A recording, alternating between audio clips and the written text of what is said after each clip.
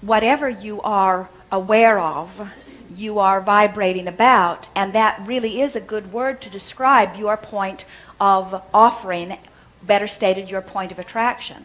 That's why we say it's not what you're saying, it's what you're feeling while you're saying it that is a truer indicator of what you're offering.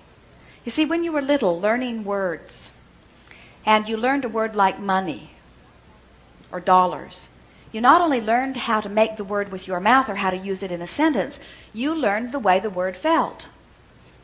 As people around you used the word, you internalized the vibration of the word. So now when you offer the word conjures the vibration, or the vibration conjures the word. It doesn't matter which comes first or if they both come simultaneously.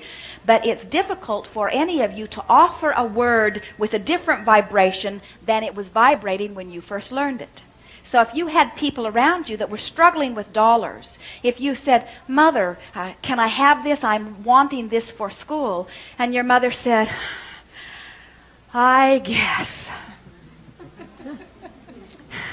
And as she digs in her purse and sighs as she's giving it to you and suffers as she counts it out, and even if she didn't say no, and she didn't say, "We don't have enough," and she didn't say, "You greedy little bugger, you're going to keep us from other things the family should have." She didn't say any of that. She just offered a vibration that was clearly received by you that said, "We don't have enough money."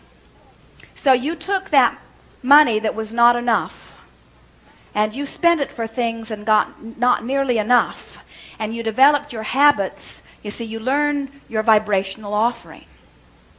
That's why, as we're talking here, we're wanting you to realize, we want you to feel your way through this rather than think your way through this. It can be very helpful to you to realize that you are offering an awareness, a vibrational awareness that the universe is responding to, and the words don't matter so much. In other words, when you think of a thought, most of you think that it's just an unspoken sentence. So if you cannot form a sentence, then you probably aren't yet thinking. That isn't true at all. We would say awareness and thought are the same. You can have awareness without speaking. You can have awareness without projecting it into a sentence. You can have awareness without communication. You could have, in other words, we would say awareness and thinking are the same thing. In other words, awareness is a projection of thought. Most people want thought to be about something. Well, that's because you're creators, and the thing is the eventual culmination of the thought.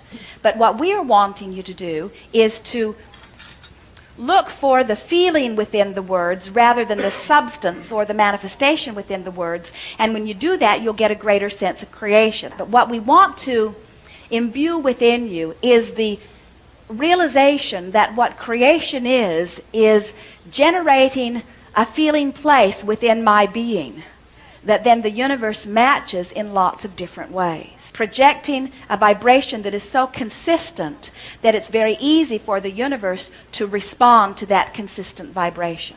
Vibration being an energy frequency. Focus for a moment on the word joy. Now, just saying the word shifts the energy within you as you hear the word. In other words, just your scanty association with the word causes a vibrational response from you. Now focus for a moment on the word grief. Right away, your reaction to the word that you associate somehow shifts the vibration within you a little bit, doesn't it?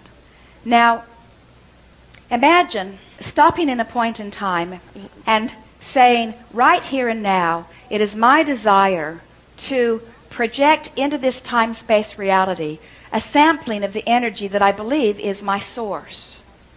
So as just making a gentle statement like that, which of those two words, joy or grief, would you choose to make that vibrational match? So then, let's say that we spend 17 seconds on it. I recognize that I am a physical being who has the ability to think.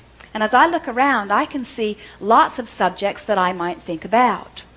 And it's difficult to decide what subjects I might think about. So instead of trying to use my thinking mechanism to sort and sift all of the things that I might think about, the trees or the leaves or the podiums or the buildings or the cars or the stuff of this physical time and place. Instead of approaching it in that sort of sporadic way, I think what I will do instead is try to approach this physical life experience in the way that I believe my inner being would approach it. In other words, my inner being is a joy-seeking being. And so I think I will look out through these physical eyes and try to find things that are a vibrational match to that joy. Now, just having made that statement, as you look around, it's easy for you to recognize when you are choosing something that is a match and when you are not. In other words, moment by moment, by moment, by moment, by moment, by moment, by moment, you can feel when you're choosing something. Now, this isn't words. This isn't communication. This is awarenesses that are evoking from you vibrational responses that are or are not a vibrational match to your core energy. But as you begin to play the game of feeling the way energy feels within you when you're connected to your core and when you're not, and you let your only intention be to be connected to the energy, then everything else takes care of itself.